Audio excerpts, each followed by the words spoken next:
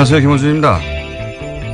국가보훈처는 어제 감사 결과를 발표하고 박승춘 전 보훈처장을 수사 의뢰했습니다. 총선과 대선 직전 박정희 유신 독재에 저항했던 민주화운동을 빨갱이 책동이라고 교육하는 DVD를 국정으로부터 받아 배포하고 청와대 지시와 정경련의 지원을 받아서 세월호 특조위 해체 시위와 같은 관제 데모에 동원됐던 고엽제 전후에 한국토지주택공사로부터 주택사업 우선사업자가 될 수 있도록 지원하는 등 혐의는 여러 가지입니다. 이 수사 의뢰에 대해 조선일보는 또 한 번 정치보복 프레임을 끌어들였습니다. 이전 정권은 선거 패배와 정권 교체로 국민 심판을 받았고 그 이상 엄중한 심판이 없는데 직성이 안 풀려 다 감옥에 보내면 정권이 다시 바뀌면 그대로 보복당할 것이다. 조선일보 이야기입니다. 조선일보는 엄정한 법 집행과 법 질서 확립을 주장하는 무수한 사설을 그동안 써왔는데 정작 보수가 그 엄정한 법 집행의 대상이 되자 갑자기 봐줘야 한다는 거죠. 박 전 처장의 비의혹이 정권 교체됐다고 저절로 없던 일이 됩니까? 아예 없는 제도 만들어내서 생사람을 간첩으로 만들어냈던 세력이 할 말이 아니죠. 적폐 수사 때마다 빠짐없이 등장해서 정치보복이라고 외치며 정권이 다시 바뀌면 보복당할 거라고 저주하고 협박하는 조선일보. 이게 제가 할 말은 한마디입니다. 시끄럽다. 김원준 생각이었습니다.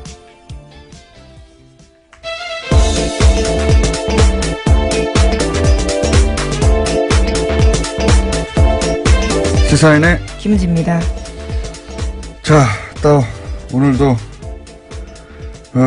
참 다이나믹한 한국이에요. 이슈가 워낙 많죠. 예. 이렇게 매일 하는데도 매일 이렇게 20분 동안 떠돌 뉴스가 나오는지 모르겠습니다. 자, 오늘은 어떤 뉴스가 첫 번째입니까? 네, 어제 국군기무사령부가 국방부 댓글조사 TF를 감청해서 압수수색 계획을 미리 알았다라는 뉴스 전해드린 바가 있는데요. 군 기무사가 이를 인정했습니다. SBS 보도 직후에 이석구 기무사령관이 의혹을 전면 부인한 것과는 전혀 다른 태도인데요. 하지만 기무사 쪽은 수사를 방해할 의도는 아니었다라고 해명하고 있습니다. 그러니까 감청 자체도 합법적인 업무였다라고 주장하고 있는데요. 승인된 회선으로 감청하는 가운데 조사 TF가 별도의 전화를 사용하지 않았기 때문에 자연스럽게 감청이 이뤄졌다라고 주장하고 있습니다. 자연스럽게 감청이 이뤄졌다. 네, 어제는 이제 뭐 아무런 문제 없다고 완전 부인했다가 그렇죠. 하루 만에 자세가 바뀌긴 했는데 이제 SBS가 확보한 게 뭔지는 모르겠습니다만 그게 증인인지 물증인지 뭔지는 모르겠습니다만 이렇게 자신 있게 보도했을 때는 뭔가 있겠죠. 믿을 만한 구석이. 그러자 이제 감청을 하긴 했는데 아니 우리가 감청을 하려고 한 게 아니라 그 회선에서 저절로 걸려들었어 이런 거 아닙니까? 제가 최근에 본 해명 중에 가장 창의적이네요. 저절로 걸러들였을 뿐 우리는 하려고 한 게 아니다 이거죠. 예. 예, 저절로 걸러들었다고 하더라도 어쨌거나 그 내용을 보고했고요. 그 보고한 문서를 삭제했습니다. 그런데 그게 복원돼서 걸린 거거든요. 그러니까 왜 삭제했는지에 대해서는 설명하지 못하고 있는 거죠. 아니 이게 상급기관이 범죄 혐의를 지금 조사하고 있는데 저절로 걸렸다고 하더라도 그걸 보고하거나 거꾸로 예 이거 이 회사를 닫아야 된다고 보고하거나 혹은 거기에 대해서 그 회선을 이 사실 자체를 사실은 조사 대상에게 알려줘야 되는 거예요. 예. 그런데 그렇죠. 수사 방해가 될 수 있는 상황이니까요. 근데 이제 그거에 대해서 이제 자기들은 압수수색에 대비해서 증거인멸을 시도했다. 예. 하는 정황이 지금 의심되는 것이고, 예. 저는 군 관련 특히나, 예. 군 관련은 군에 이 수사를 맡기면 안 되겠다 하는 생각을 다시 한번 하게 되는 것이 이게 국정원 TF 때하고는 또 다른 것이요. 국정원 TF도 비슷한 구조로 했거든요. 예. 위원회 만들어서. 지금 국방부 TF가 하는 거 아닙니까 이게? 예, 그렇죠. 지금 거기서 먼저 하고 있는 겁니다. 네. 근데 기억을 되돌려 보면 국정원 때는 중간중간에 발표하고 중간중간에 수사 의뢰하고 이런 일이 이루어졌었어요.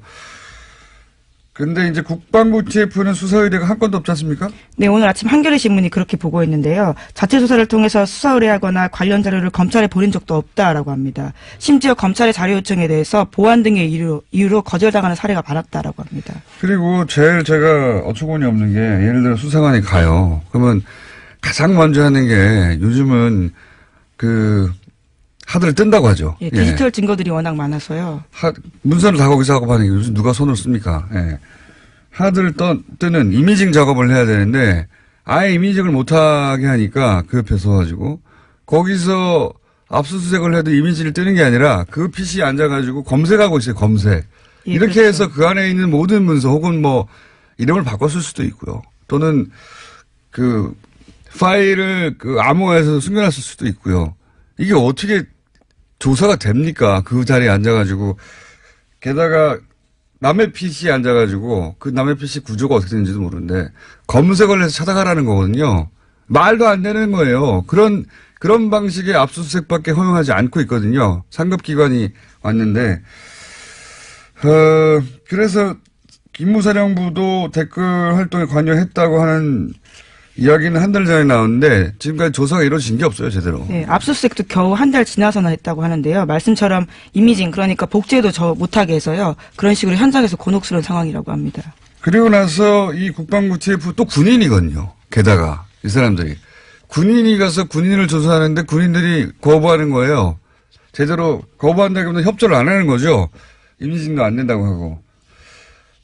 국정원 같은 경우는 중앙 서버를 대놓고 지금 조사하고 있는데 이건 개개인의 PC도 못하게 하니까 조사가 될 리가 있습니까? 국무가 제대로? 예. 저는, 이 수사는 처음부터 다시 해야 된다고 봅니다. 이 정도 해놓고 대충 넘어가서 시간이 지나고 또다시 이런 일이 벌어지게 돼 있어요. 처음부터 다시 해야 된다. 예. 다시 짜가지고.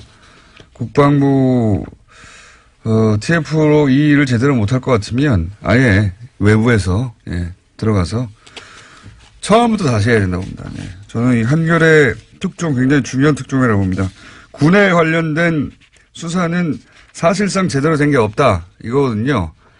예. 그리고 국정원에서 가짜 사무실 만들어서 방해하던 것 이상이죠. 예. 자기들끼리 도청해가지고 자기들끼리. 그렇죠. SBS는 또 그런 내용들을 보도했었는데요. 처음부터 다시 해야 된다. 예. 저는 그렇게 봅니다. 게다가 지금까지 수사 의뢰도 없고요. 예. 이미징도 안 되고. 예. 완전 개판이에요. 수사가.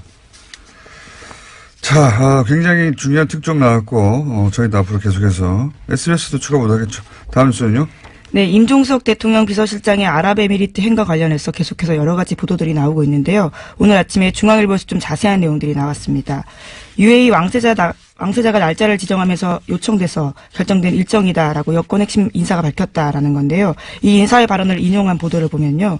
특사 파견은 왕세자의 요청에 따른 것으로 방문 날짜도 아랍에미리트 측에서 정해준 일정에 맞추다 보니까 급하게 진행됐다라고 밝히고 있고요. 양국 간의 시급한 관계 개선이 주목적이었다라고 말하고 있습니다. 처음으로 좀 구체적인 여러 가지 설들이 나오다가 이건 이제 양 국가 간의 외교적 차원에서 벌어진 일이기 때문에 그 자리에 참석하지 않은 사람들은 알 수가 없어서 추측 보도만 나오다가 좀 구체적인 내용이 처음으로 나왔네요. 예. 이게 이제 자유한국당에서는 처음부터 임종석 비서실장이 아랍에미레이트로 날아간 직후부터 계속해서 이게 바로 이명박 전 대통령 뒤를 캐려고 하다가 이런 일이 벌어진 게 아니냐, 혹은 뒤를 캐러 간 거 아니냐, 예. 그런 얘기를 끊임없이 주장을 했었죠, 예.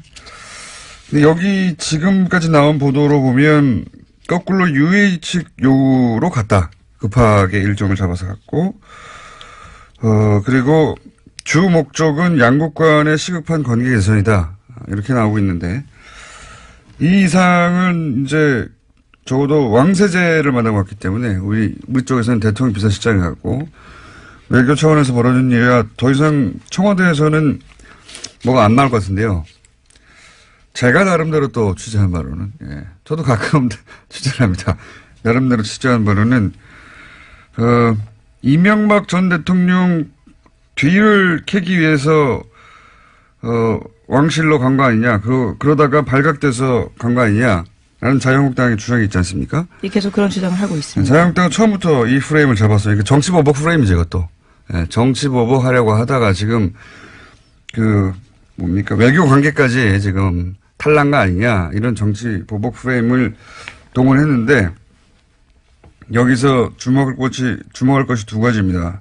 하나는 해명 중에 보면, 이명박 정부 때 이제 UA하고 관계가 원전 때문에, 긴밀해졌지 않습니까? 그런데 박근혜 정부 들어와서는 UA 쪽에서 예를 들어서 고위급 인사가 와서 현역 때 만났던 그러니까 이명박 전 대통령을 만나려고 해도 박근혜 정부 시절에는 일정을 안 잡아줬대요. 안 잡아주고 대신 현 정부의 총리를 만나고 가라. 당시 현 정부라면 박근혜 정부. 당시, 예, 박근혜 정부의 그런 식으로, UAE와 관계가 소원해졌다고 해요. 예. 거기까지 제가 들은 이야기고. 그러면 이번에는 왜 갑자기 가느냐. 저쪽의 요구에 따라. 그거는 결정적인 사건이 뭐였냐면 이명박 전 대통령이 갑자기 바레인에 가잖아요. 네, 그랬죠. 12월 달에. 굉장히 시급한 상황이었는데, 시급한 상황이었다는 거는 다스는 누구 겁니까가 폭발적으로, 예, 보도되고 할 때였는데, 바레인에 뜬금없이 강연을 간다고 하셨죠? 예. 그 이후로 UAE가 갑자기 여러 가지, 항의를 현 정부에 했다. 이명박 전 대통령이 바레인에 갔을 때, 그러니까 정치 보복을 하다가 UAE가, 관계가 나빠진 게 아니라, 이명박 전 대통령이 바레인에 갔을 당시에 무슨 일이 일어났다. 이거는 제가, 전후 사정을 취합하다가, 저의 추정입니다. 이것도 역시 참석해 보지 않았기 때문에 이 고위급의 만남에 이명박 전 대통령이 뭐라고 했어요. 예. 네, 12월 달이 아니고 11월 달에 갔습니다. 제가 네. 날짜를 잘못 말씀드렸는데요. 뭔가 이간질을 했어요. 예. 뭔가 이간질을 가서 하고 그 얘기를 들은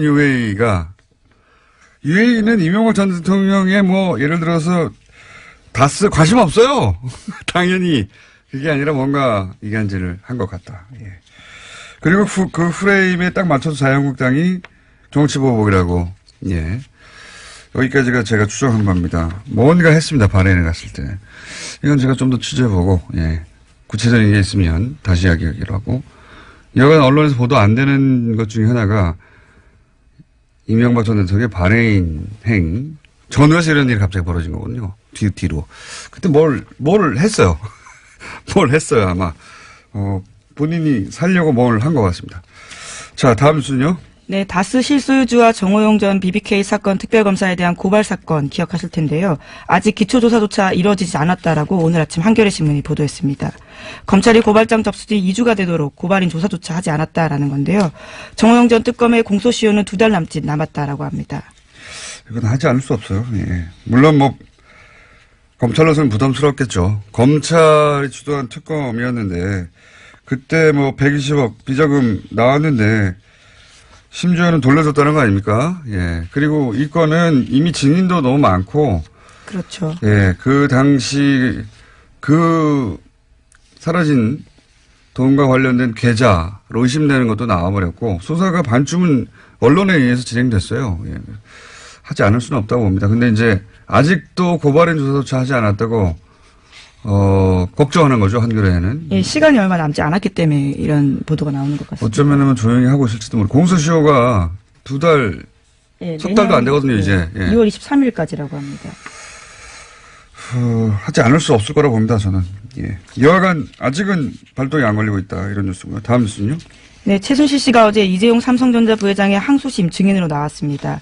그 자리에서 특검팀의 질문에 짜증으로 일관해서요, 재판부의 제지를 받기도 했는데요. 재판부는 최 씨가 특검 질문을 끊고 말을 하면 끝까지 듣고 대답을 해라라는 증언 태도를 질책했습니다. 최 씨가 특검에게 오히려 질문을 할 때에는 오늘은 특검 질문에 증인이 대답하러 나온 자리다라면서 언성을 높이기도 했습니다. 최순실 씨 발언은 전달할 필요가 없어요. 예, 다 부인이거나 말도 안 되기 때문에 그 공판에서 인정은 딱 하나죠. 왜냐하면 통화 내용이 있기 때문에. 네, 박근혜 전 대통령과 통화한 내용이요. 예. 근데 이제 거기 보면 2개월치밖에 거기는 없는데 어제 제출된 것은 거기 보면 2개월 동안 문자를 한 번도 하지 않고 오로지 통화만 260번 가까이 했습니다. 260번 가까이. 그러니까 이게 이제 날짜로 나눠보면 하루에 4번 이상 했단 말이죠. 4번 이상 했는데 생각해보면 사람이 깨있고 활동하는 시간이 한 12시간 주로, 예, 보다 보면 3시간마다 한 번씩 전화한 거예요. 하루. 매일매일, 주말도 없이. 이게 친해서 할 수 있는 통화의 주기가 아니거든요. 이건 단순히 친한 게 아니고 매일매일 어떤 업무가 있었던 겁니다. 대통령과 최순실 이 당시에 처리하거나 논의해서 결정할 업무가 있으니까 매일 3시간 간격으로 계속 통화하죠. 하루에 4번 이상씩. 이게 어떻게 단순 안무, 3시간마다 안보가 궁금합니까? 하지만 최순실 씨는 어제 사적 대화였고 업무 관련 얘기는 없었다라고 주장하고 있긴 합니다. 이렇게 말하는 건 다 뒤집어서 생각하시면 되는데, 예. 이건 업무 진행, 업무 전화죠. 업무 전화. 그걸 매일 한 겁니다. 하루에 3시간에 한 번씩. 본인도 이렇게 이야기하긴 했는데요. 260번 가까이 한지는 모르겠지만 자주 할 수도 있지 않느냐라는 이야기했습니다. 자주가 통상의 범주를, 이거는 뭐, 연애에 불타는 사람들도 이렇게 할 수는 없어요. 예. 만약에 연애로 3시간에 한 번씩 매일매일 이렇게 온종일 1년 내내 한다면 미친 거죠. 업무였다. 자, 다음 순요. 네, 지난 정부에서의 문화계 블랙리스트가 감사원 결과보다 6배 이상 많다라는 발표가 나왔는데요. 그러니까 2,670건에 달한다라는 겁니다. 문화체육관광부 산하의 민간합동 진상조사위에서 어제 발표한 내용인데요. 이것도 중간조사 결과에 불과합니다. 여기에는 새로운 작품들이 또 들어가 있는데요. 최승호 MBC 사장의 다큐멘터리 자백, 장강명 작가의 소설 한국이 싫어서 등이 포함됐습니다. 이게 이제 국정원 아이오 정보관이 와서 요구했다는 거 아닙니까? 예를 들면 영화하나 같은 경우는 영화진흥위에 와가지고. 예. 네, 구체적인 진술도 있습니다. 국정원 비판한 내용이 있기 때문에 가장 큰 문제가 된다. 이렇게 이야기했다고 합니다. 그런데 이것도 역시 진상조사위 외부에서 만들어진 위원회가 감사원 결과보다 더 많이 밝혀내고 있거든요. 국방부도 마찬가지입니다. 예. 국방부 무슨 용관의 통뼈입니까? 다 대한민국 내부에 있는 감시를 받아야 되는, 네. 군이라고 해서 다 빠져나가고 하면 안 되는 거, 절대 안 되는 거죠. 그래서 숨어서 그런 것만 조직 만든 거 있잖아요. 거기가 안에 숨겨가지고 군에 그 특성을 이용해서 처음부터 다시 시작해야 돼요. 네. 어쨌든 감사원 감사 결과보다 몇 배나 많은 숫자가 있더라. 예, 국정원이 그렇게 했다. 뉴스고요. 예. 자, 시간이 별로 없기 때문에 리얼도 있고, 자. 네, 제목만 말씀드릴까요? 제목만 해도 우리가 제목만 말하고 끝나진 않잖아요. 네. 잘 골라서 예. 하나 두 개 정도 얘기해 주세요. 네, 삼성 이건희 회장의 차명 계좌에 대해 과세해야 한다는 정부의 자문기구 결정이 나왔는데요. 삼성 특검 수사에서 드러난 차명 계좌 양만 4조가 넘습니다. 이에 대해서 처음으로요, 정부가 이것을 과세해야 된다라고 밝힌 겁니다. 이것도 위원회예요. 그렇죠. 금융위는 사실상 삼상편이었거든요. 예. 과세의 액수가 결국 금융위의 주장대로 하자면 얼마 되지도 않는 4조 4천억 전체 대상이 아니라 이었는데 역시 여기도 마찬가지로 외부 금융위가 그거 아니다. 자문기구죠, 자문기구. 예, 정부 자문기구인데요. 금융행정혁신위원회에서 결정했습니다. 위원회, 금융위는 당국은, 정부 당국은, 금융당국은 삼성편의 결정에 가깝게 했다면 위원회가 나서서 그거 아니지 않냐고, 예. 국방부 다시 해야 된다니까요, 이런 식으로. 예. 그래서 삼성에 대해서 제대로 과세하라는 위원회 결정이, 권고사항이 나왔고요. 예. 하나만 더 하면, 네, 바른정당과 합당을 추진하는 국민의당 그거요? 안철수 대표가 어제 긴급 기자회견했습니다. 연말까지 전체 당원 투표로 합당 여부를 결정하자라고 제안했고요. 부결되면 당대표에서 물러나겠다라고 밝혔습니다. 그렇군요. 이건 저희가 이제 2부, 3부 연속으로 인터뷰가 있기 때문에 구체적인 내용은 뭐 각자 찬성파와 반대파 얘기를 들어보면 될 것 같은데, 근데 이제 이 보도를 하면서 이 합당 시도죠, 사실은. 예. 이 통합은 원래 같이 있다가 헤어졌다가 다시 만날 때 그런 표현을 쓰는 게 적합한 것 같고, 이건 서로 완전히 다른 당이 합당하는 거죠. 합당 시도라고 보는데, 저는 이 합당 시도의 성격 규정을 안 해줘서 저 나름대로 성격 규정을 해보자면, 성격 규정이 제일 중요한 것 같은데, 이거는 보수 재편이죠. 보수 재편. 보수를 재편하고자 하는 큰 프로젝트의 첫 부분이 실행되고 있다. 저는 그렇게 성격 규정하는데, 왜냐하면 국민 바른 각각 39석, 11석 합치자, 그런 당대당 합당 시도, 그런 계획이라면 이렇게 안 하죠. 왜냐하면 보통 합당은 몸집 부풀리기거든요. 예. 근데 11석, 39석이 지금같이 진행돼서는 그대로 유지되기 어렵단 말이죠. 오히려 거꾸로 당이 쪼그라들 수도 있어요. 합당을 해놓고 원래 당보다 숫자가 줄어들면 합당할 이유가 없잖아요. 그러니까 이건 당대당 합당의 차원에서 보면 안 되고, 그렇게 해서 그리고 있는 목적하는 뭐가 뭐냐. 보수 재편이라고 하는 큰 프로젝트의 일환인데, 여기서 이제 중요한 건 안철수 대표 혼자서 그런 큰 프로젝트를 다 할 수 있느냐? 없거든요. 당연히. 사실은 그런 큰 프로젝트에 포함될 사람, 저쪽에서도 유사한 그림을 그리는 사람들이 있고, 그 이해하고 안철수 대표 이해가 맞아떨어진 거다. 정치가 혼자 되는 게 아니기 때문에. 그런 관점에서 이 시도를 봐야 한다. 뭐, 정치에서 만나고 헤어지는 건 다반사인데, 이 만남과 헤어짐의 성격은 그렇게 보수 재편이라고 하는 프로젝트에 안철수 대표와 또 저쪽에서 그런 시도를 하는 사람들이 있겠죠. 이해가 맞아떨어진 것이다. 그리고 이 합당 시도를 그래서 어떤 프레임으로 보수가 보도하느냐를 보면, 뭐랄까요. 이 합당 시도의 성격 규정을 다시 한번 할 수 있어요. 원래 프레임이라는 게 단어 선택부터 시작되는 거거든요. 서민 행보 홍밥이라고 하면 딱 프레임이 잡히는 거잖아요. 근데 이 합당 시도를 대단히 여러 가지 단어로 보도할 수 있습니다. 예를 들어서 무리수, 강행, 또는 파국, 뭐 이렇게 보도할 수도 있고요. 지금 대부분은 정면 돌파, 승무수 이렇게 보도하거든요. 예. 사실은 단어 선택부터 안철수, 보수 매체들이 특히 안철수 대표의 선택을 긍정적으로, 긍정적인 언어로 보도하죠. 예. 얼마든지 정반대로 보도할 수 있습니다. 문재인 대통령이 야당 반대하는 인사를 임면할 때 대통령 임명권임에도 불구하고 어떻게 보도했습니까? 강행이라고 보도하죠. 정면 돌파라고 보도하는 언론 찾아보세요. 없어요. 강행이라고 했지. 여기 강행의 뉘앙스는 부정적이거든요. 이 시도도 그렇게 부정적으로 보도할 수도 있는데 정면 승부 아니에요, 지금. 의원총회도 안 나가잖아요. 정면 승부 아닌데 그 자체가 프레임이에요. 옳다 그러다가 아니라 어떻게 각 진영의 이해가 반영되느냐 하는 관점에서 보면 이 시도의 밑그림, 진짜 규정, 성격 같은 걸 규정할 수 있는데 저는 그래서 보수 재편의 시도다, 재편의 시도다. 그렇게 성격 규정하는 게 맞다. 라고 저는 봅니다. 여기까지 하겠습니다. 네. 지금까지 시사인 김은지였습니다. 감사합니다. 네, 바로 이어서 목요일은 항상 준비된 리얼미터.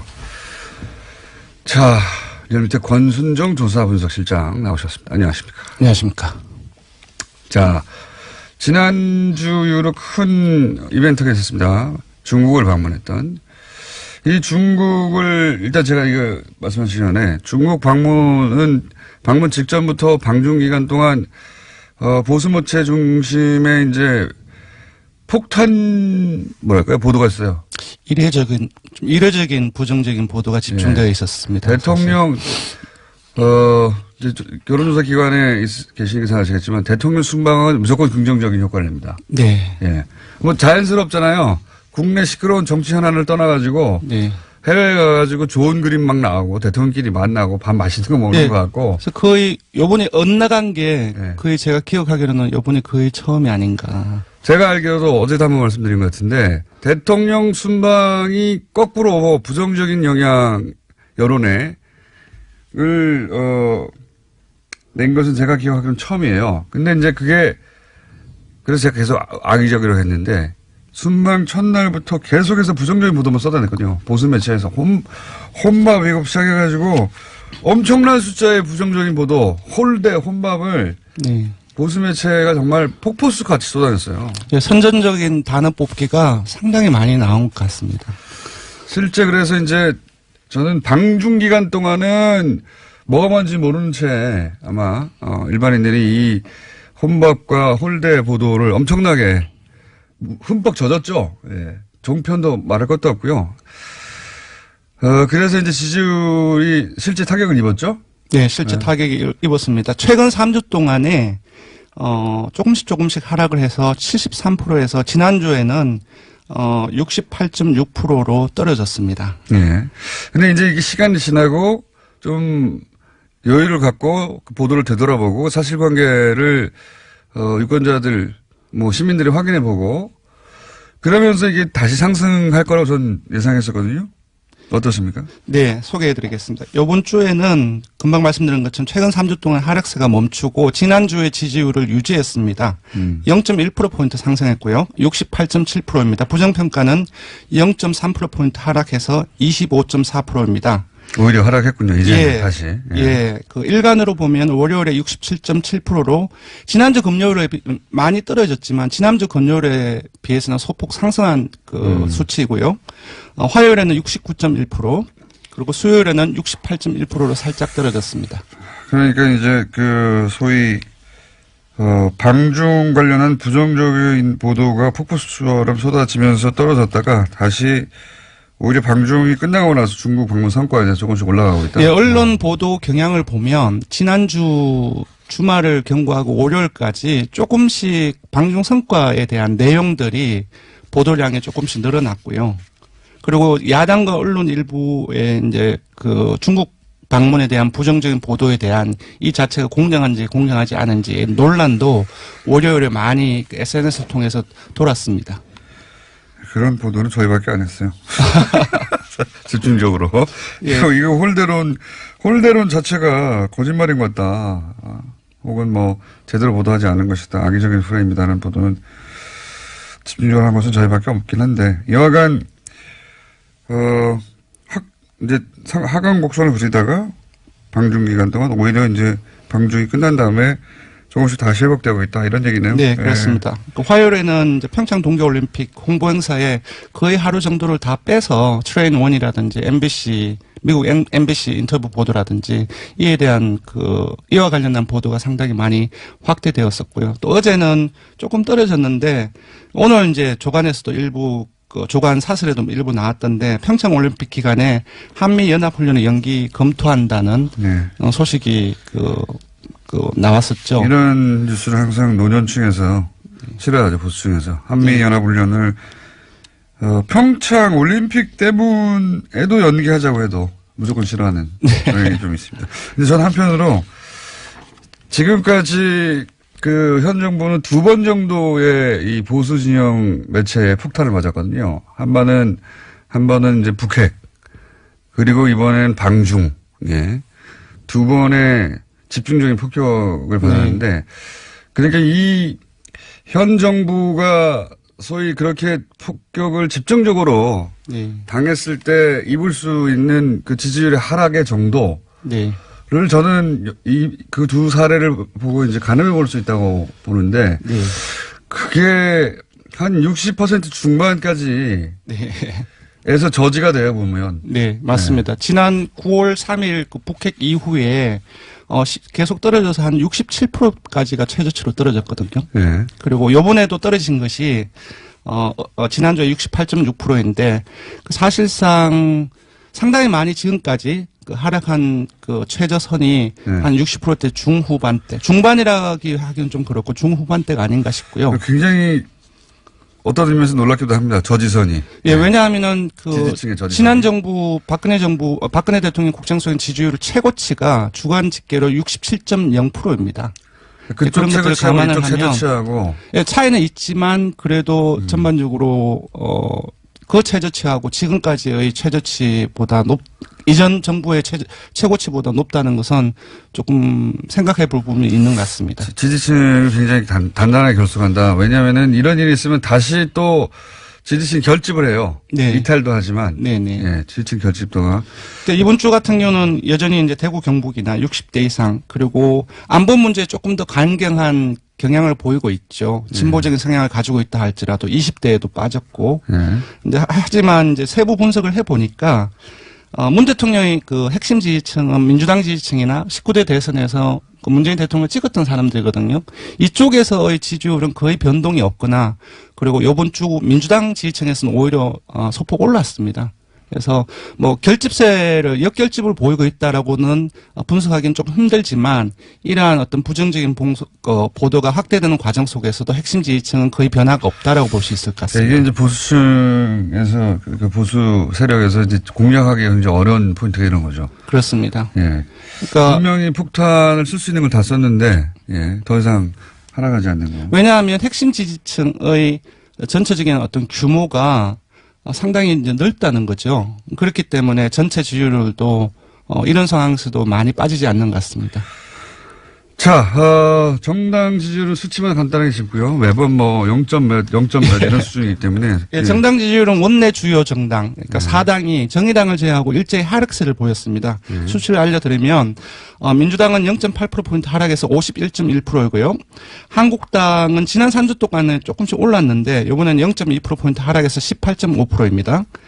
정의당은 이제 계속 그 최하위를 하다가 이번에는 상당폭 올랐다고 볼 수 있을 것 같습니다. 왜냐 지지율이 워낙 낮았기 때문에 2.1%포인트 상승해서 6%를 기록했습니다. 바른정당은 0.7%포인트 하락했고 5.1%입니다. 2주째 내림세를 보이고 있고요. 국민의당은 호남에서 7.5%를 기록했습니다. 그러니까 11월 2주차에 약 호남에서 6주 전에 7.4%를 기록해서 전체 국민의당 창당 이후에 호남에서 최저치를 경신을 했거든요. 그때와 비슷한 수치로 하락을 한 것입니다. 그리고 다시 4%대로 하락을 해서 4.9%를 기록했습니다. 아무래도 현재 지금 당내 상황이 그렇죠. 가장 직접적인 영향을 미친 것으로 보입니다. 그러고 그것마저 알려주마. 네. 오늘은 뭡니까? 네, 이번에는, 아까도 말씀드렸다시피 문 대통령의 중국 방문 전후로 해서, 네. 그 다양한 어떤 언론 보도가 있었는데, 거기에 대한. 악의적인 프레임이라고 제가 계속 주장했던 일주일간 그 내용에 대해서 언론사를 했죠. 예. 질문을 아주 건조하게 물었습니다. 잠깐 읽어드리면, 지난주 문재인 대통령의 중국 방문을 전후한 언론 보도에 대하여 논란이 있습니다. 선생님께서는 문 대통령의 중국 방문 관련 언론 보도에 대해서 어떻게 생각하십니까? 이렇게 물었습니다. 우리 언론이 문 대통령 중국 방문을 어떻게 했느냐. 왜냐하면 질문의 공정성이라는 말이 들어가면 공정성이라는 말 들어갔다는 그 자체로 불공정했나라는 편견을 가지고 싶기 때문에 그냥 아예 질문에서 그런 부분들을 완전히 빼고 다 건조하게 처리를 했습니다. 언론 보도에 대해서 어떻게 생각하느냐. 네, 그렇습니다. 그랬더니 예. 불공정했다라는 응답이 67.9%가 나왔고요. 반면 공정했다는 응답은 20.9%로 3배 이상이 불공정했다는 인식이 많은 것으로 나타났습니다. 사람들도 아는 거예요. 예. 예. 이건 그냥 뉴스공장 청취층을 대상으로 한 게 아니고 그렇습니다. 일반 여론조사를 한 거거든요. 예. 그리고 조금 더 볼 것은 전혀 공정하지 않았다. 그러니까 아주 강하게 불공정성에 대한 비판 의식을 가지고 있는 사람들이 42.4%나 된다는 겁니다.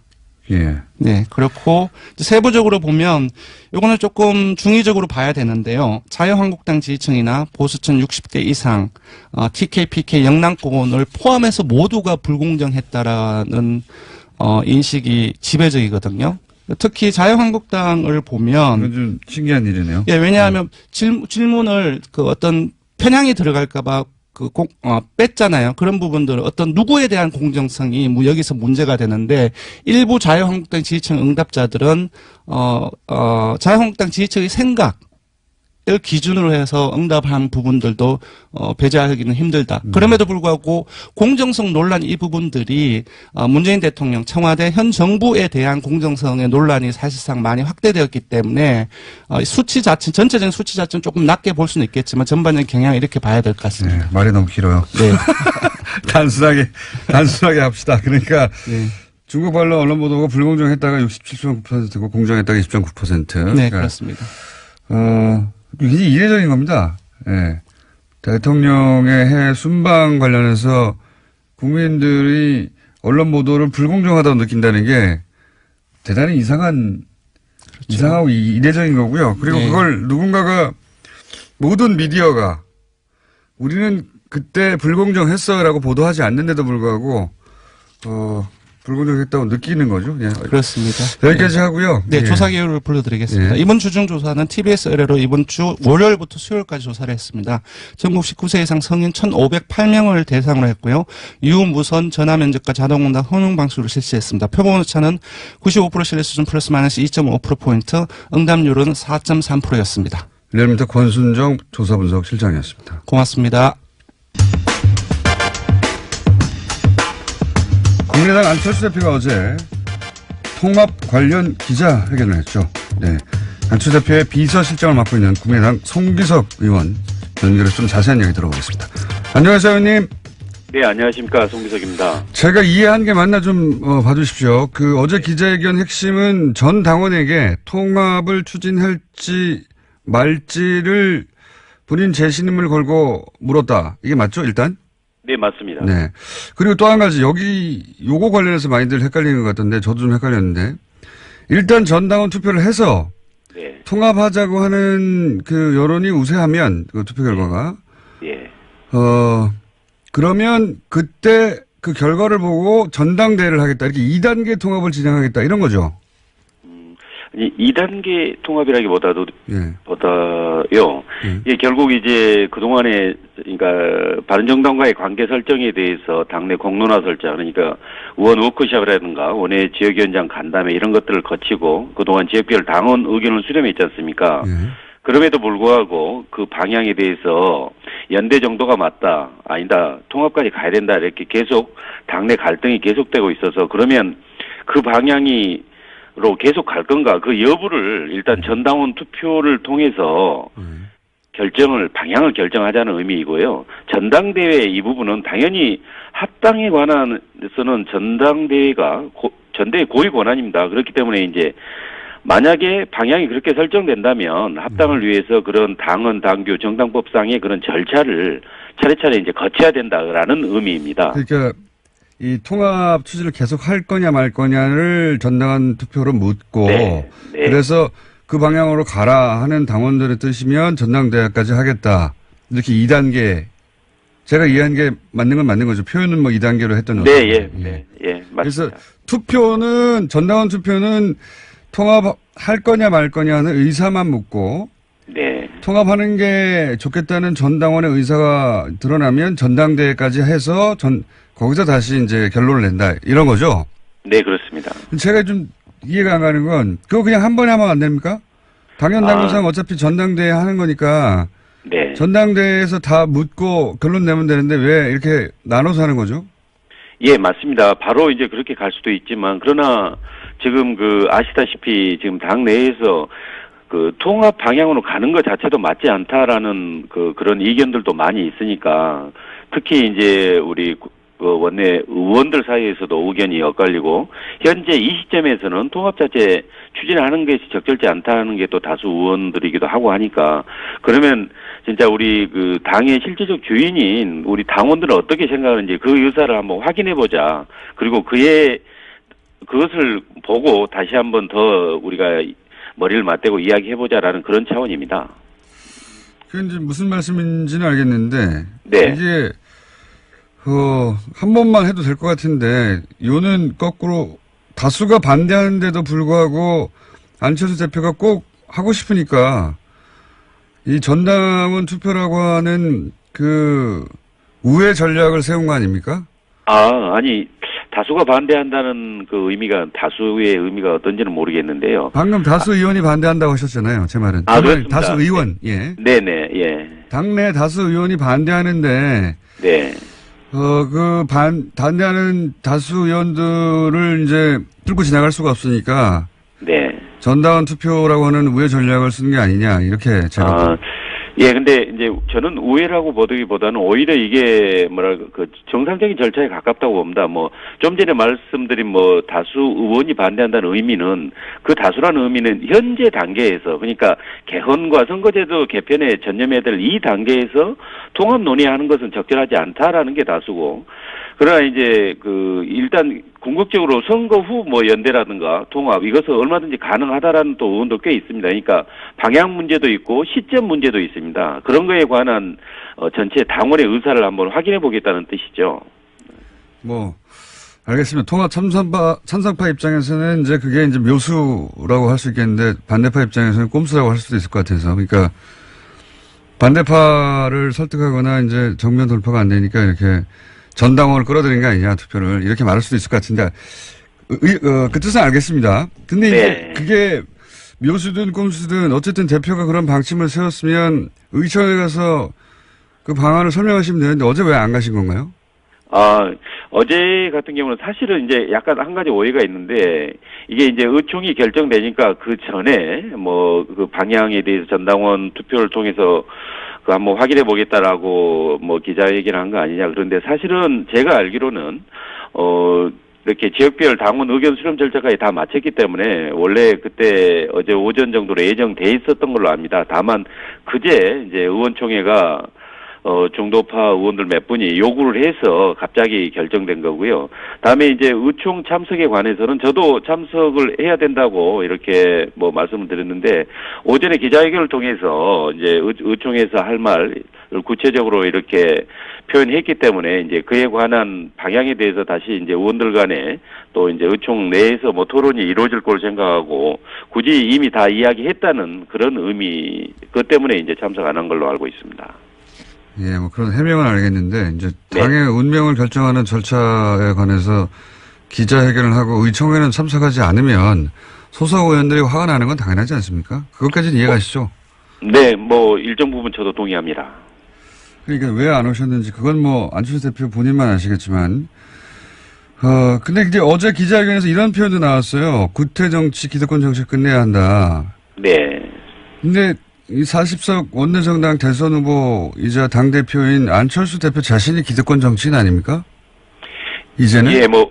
보기에 따라서 그럴 수 있는데, 이제, 그, 안 대표께서 이제 아마 이렇게 표현한 부분은, 직접 심지어 호남에 가서도 이렇게 그 당의 정말 혁신 방안, 이런 거에 대해서 이제 의견을 들어보니까, 물론 지방의원 상당수가, 대다수가 이렇게 통합 방향에 대해서 반대를 하고 있지만, 그러나 당원들의 또 상당수는 그 방향에 대해서도 동의하는 부분도 많다라고 이렇게 판단한 걸로 알고 있습니다. 그러다 보니까, 이게 이제 원내 의원들의 그 생각이 너무 개인의 입장에서 치우쳐서 주장한 거 아니냐. 그에 대한, 그건 부적절하다는 이런 표현으로 알고 있습니다. 그러니까 이게 결국은 호남계 의원들을 뜻하는 거죠? 네, 그 중에서 전체를 다 의미하는 건 아니고요. 일부 호남계 이제 예를 들자면, 당을 살리기 위해서, 어떻게 혁신해야 되느냐에 대해서 논의하고 있는데, 그게 마치, 이렇게 야합이다, 적폐연대다. 과거 그 3당 합당처럼 YS에 그런 거 아니다고 이야기했음에도 불구하고 그쪽으로 가는 거다. 또는 호남을 기반으로 해서 전국 정당화하는 것을 호남 버리기다. 이렇게 그 개념 규정을 지으니까 그건 아니다. 그런 표현은 적절하지 않다는 거에 대한 지적입니다. 그러니까 통합에 반대하는 사람들이 말하자면 구태 정치고 기득권 정치인가요?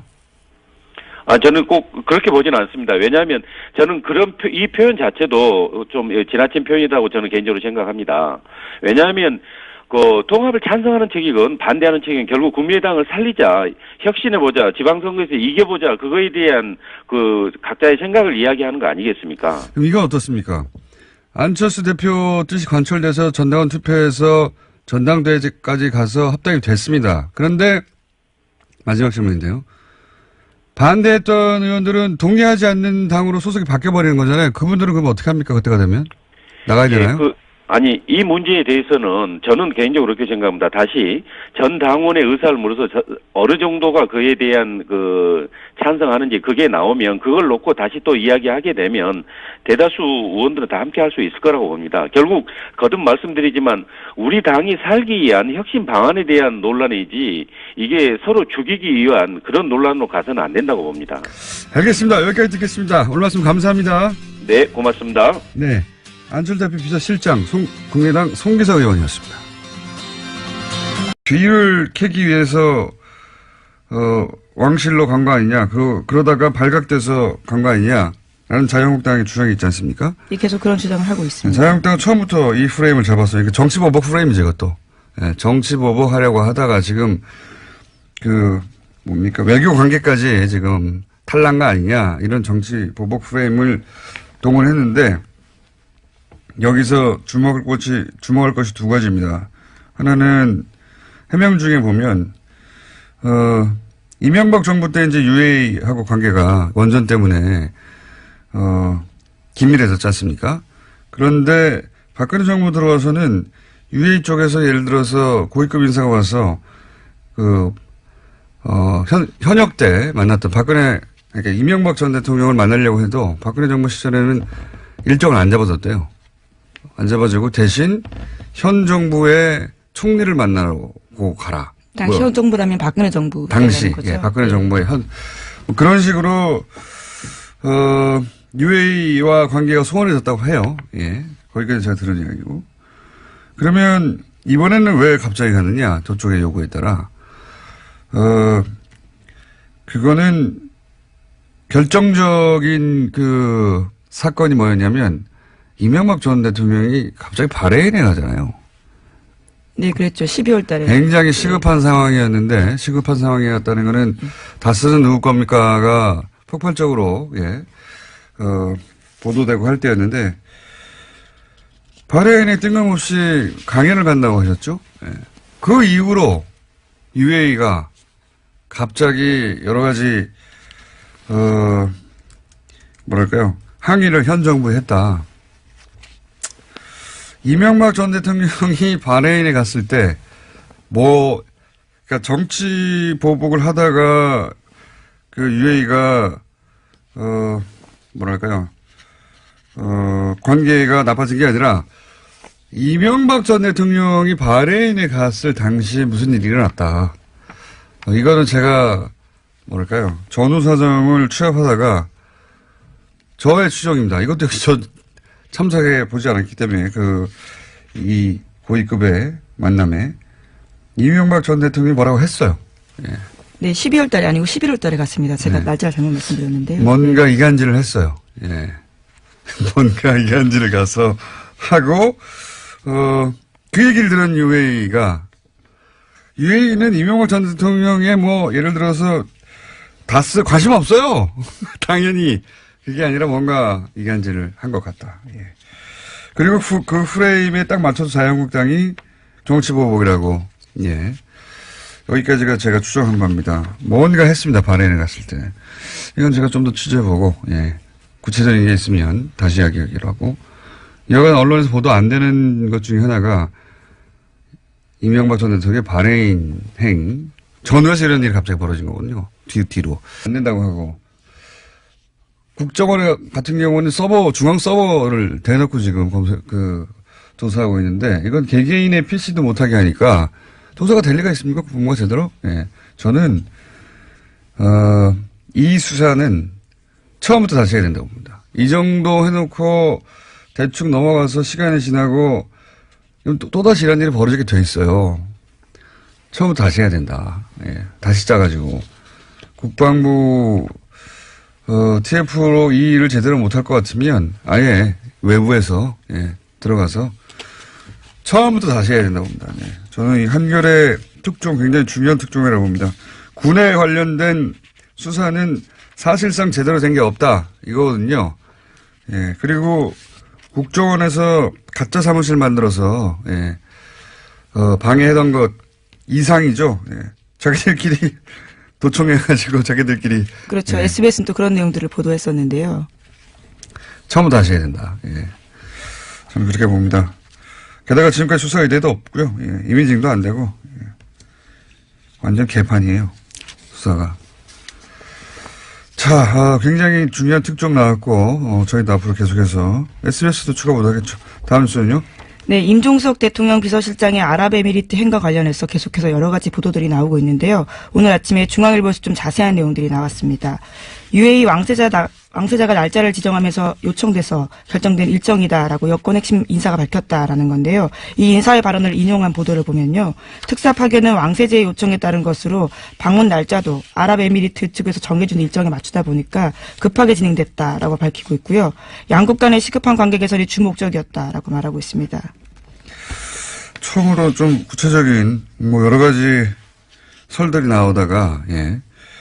이건 이제 양 국가 간의 외교적 차원에서 벌어진 일이기 때문에 예, 그 자리에 참석하지 않은 사람들은 알 수가 없어서 추측 보도만 나오다가 좀 구체적인 내용이 처음으로 나왔네요. 예.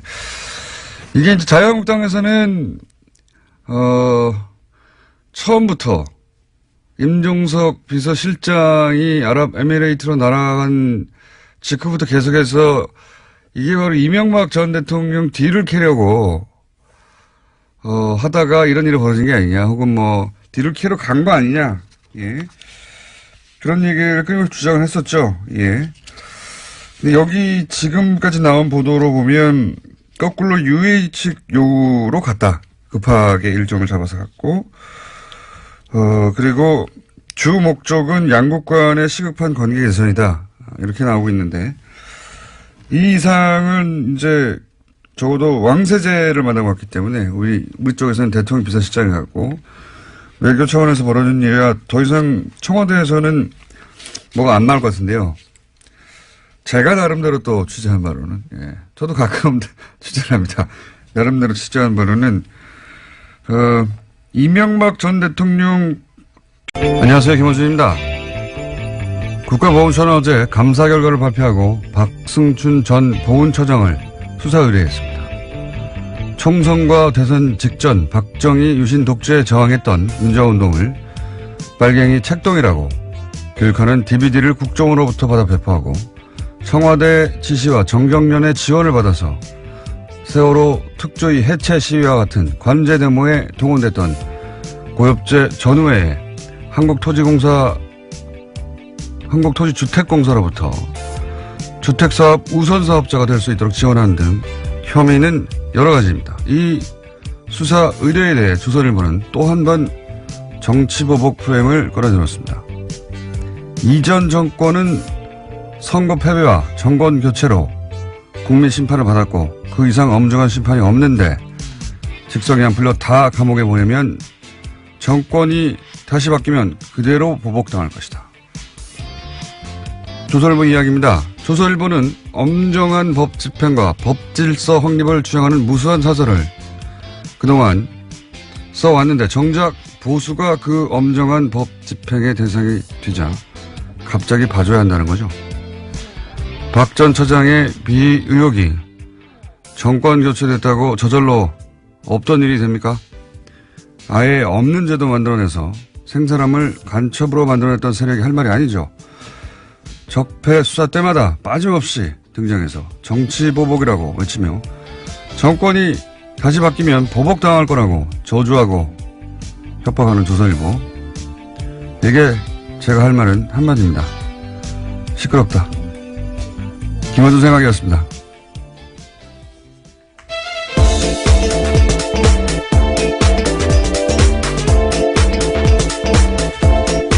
시사인의 김은지입니다. 자, 또 오늘도 참 다이나믹한 한국이에요. 이슈가 워낙 많죠. 예. 이렇게 매일 하는데도 매일 이렇게 20분 동안 떠도는 뉴스가 나오는지 모르겠습니다. 자, 오늘은 어떤 뉴스가 첫 번째입니까? 네, 어제 국군기무사령부가 국방부 댓글조사 TF를 감청해서 압수수색 계획을 미리 알았다라는 뉴스 전해드린 바가 있는데요. 군 기무사가 이를 인정했습니다. SBS 보도 직후에 이석구 기무사령관이 의혹을 전면 부인한 것과는 전혀 다른 태도인데요. 하지만 기무사 쪽은 수사를 방해할 의도는 아니었다라고 해명하고 있습니다. 그러니까 감청 자체도 합법적인 업무였다라고 주장하고 있는데요. 승인된 회선으로 감청하는 가운데 조사 TF가 별도의 전화를 사용하지 않았기 때문에 자연스럽게 감청이 이뤄졌다라고 주장하고 있습니다. 자연스럽게 감청이 이뤄졌다. 네. 어제는 이제 뭐 아무런 문제 없다고 완전 부인했다가 그렇죠. 하루 만에 자세가 바뀌긴 했는데 이제 SBS가 확보한 게 뭔지는 모르겠습니다만 그게 증인인지 물증인지 뭔지는 모르겠습니다만 이렇게 자신 있게 보도했을 때는 뭔가 있겠죠. 믿을 만한 구석이. 그러자 이제 감청을 하긴 했는데 아니 우리가 감청을 하려고 한 게 아니라 그때 뭘 했어요. 뭘 했어요 아마. 본인이 살려고 뭘 한 것 같습니다. 자 다음 순요. 네, 다스 실소유주와 정호용 전 BBK 사건 특별검사에 대한 고발 사건 기억하실 텐데요. 아직 기초조사조차 이루어지지 않았다라고 오늘 아침 한겨레 신문이 보도했습니다. 검찰이 고발장 접수 뒤 2주가 되도록 고발인 조사조차 하지 않았다라는 건데요. 정호용 전 특검의 공소시효는 2달 남짓 남았다라고 합니다. 이건 하지 않을 수 없어요. 예. 물론 뭐 검찰로서는 부담스럽겠죠. 검찰이 주도한 특검이었는데 그때 뭐 120억 비자금 나왔는데 심지어는 돌려줬다는 거 아닙니까? 예. 그리고 이 건은 이미 증인도 너무 많고. 그렇죠. 예. 그 당시 그 사라진 돈과 관련된 계좌로 의심되는 것도 나와버렸고 수사가 반쯤은 언론에 의해서 진행됐어요. 예. 하지 않을 수는 없다고 봅니다. 근데 이제 아직도 고발인 조사조차 하지 않았다고 걱정하는 거죠, 한겨레에는. 예, 시간이 얼마 남지 않았기 때문에 이런 보도가 나오는 것 같습니다. 어쩌면 조용히 하고 있을지도 모르고. 공소시효가 예, 석 달도 안 되거든요, 이제. 예. 2월 23일까지라고 합니다. 하지 않을 수 없을 거라고 봅니다, 저는. 예. 여하간 아직은 발동이 안 걸리고 있다, 이런 뉴스고요. 다음 뉴스는요? 네, 최순실 씨가 어제 이재용 삼성전자 부회장의 항소심 증인으로 나왔습니다. 그 자리에서 특검팀의 질문에 짜증으로 일관해서요, 재판부의 제지를 받기도 했는데요. 재판부는 최 씨가 특검 질문을 끊고 말을 하면 끝까지 듣고 대답을 해라라는 증언 태도를 질책했습니다. 최 씨가 특검에게 오히려 질문을 할 때에는 오늘은 특검 질문에 증인이 대답하러 나온 자리다라면서 언성을 높이기도 했습니다. 최순실 씨 발언은 전달할 필요가 없어요. 예. 다 부인이거나 말도 안 되기 때문에 그 공판에서 인정은 딱 하나죠. 왜냐하면 통화 내용이 있기 때문에. 네, 박근혜 전 대통령과 통화한 내용이요. 예. 근데 이제 거기 보면 2개월치밖에 거기는 없는데 어제 제출된 것은 거기 보면 2개월 동안 문자를 한 번도 하지 않고 오로지 통화만 260번 가까이 했습니다. 260번 가까이. 그러니까 이게 이제 날짜로 나눠보면 하루에 4번 이상 했단 말이죠. 4번 이상 했는데 생각해보면 사람이 깨어있고 활동하는 시간이 한 12시간 주로, 예, 보다 보면 3시간마다 한 번씩 전화한 거예요. 하루. 매일매일, 주말도 없이. 이게 친해서 할 수 있는 통화의 주기가 아니거든요.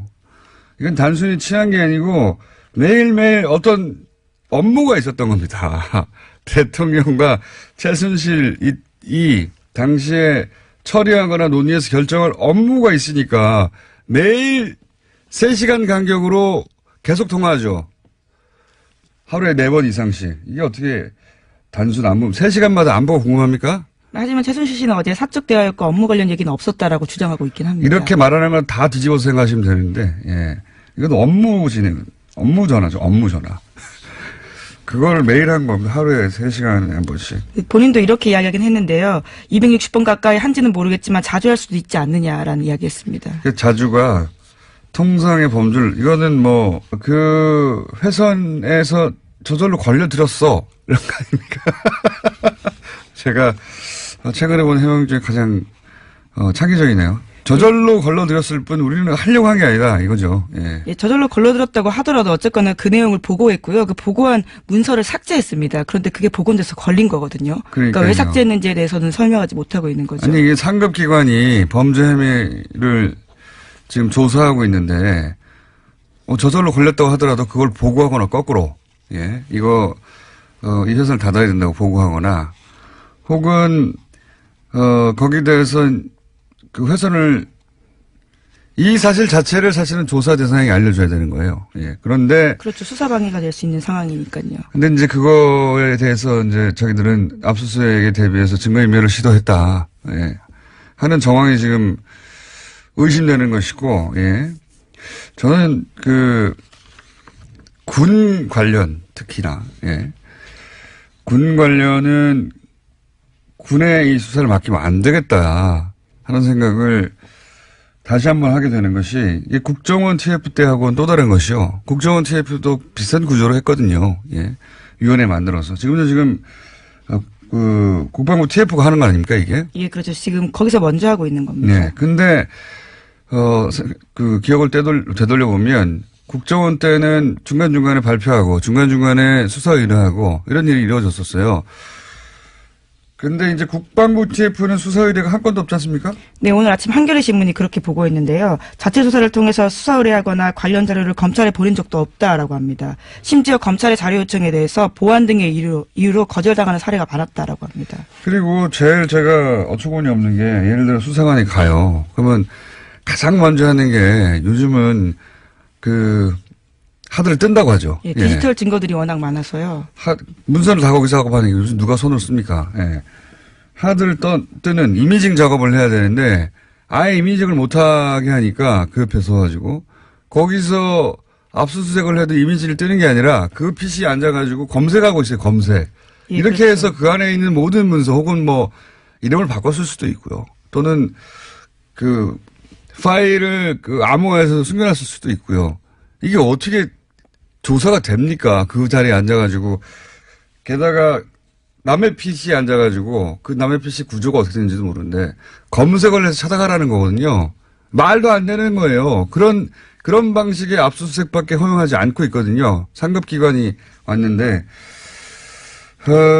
그래서 기무사령부도 댓글 활동에 관여했다고 하는 이야기는 한 달 전에 나왔는데 지금까지 조사가 이루어진 게 없어요, 제대로. 네, 압수수색도 겨우 한 달 지나서나 했다고 하는데요. 말씀처럼 이미징, 그러니까 복제도 못하게 해서요. 그런 식으로 현장에서 곤혹스러운 상황이라고 합니다. 그리고 나서 이 국방부 TF 또 군인이거든요. 게다가 이 사람들이. 군인이 가서 군인을 조사하는데 군인들이 거부하는 거예요. 제대로 거부한다기보다 협조를 안 하는 거죠. 이미징도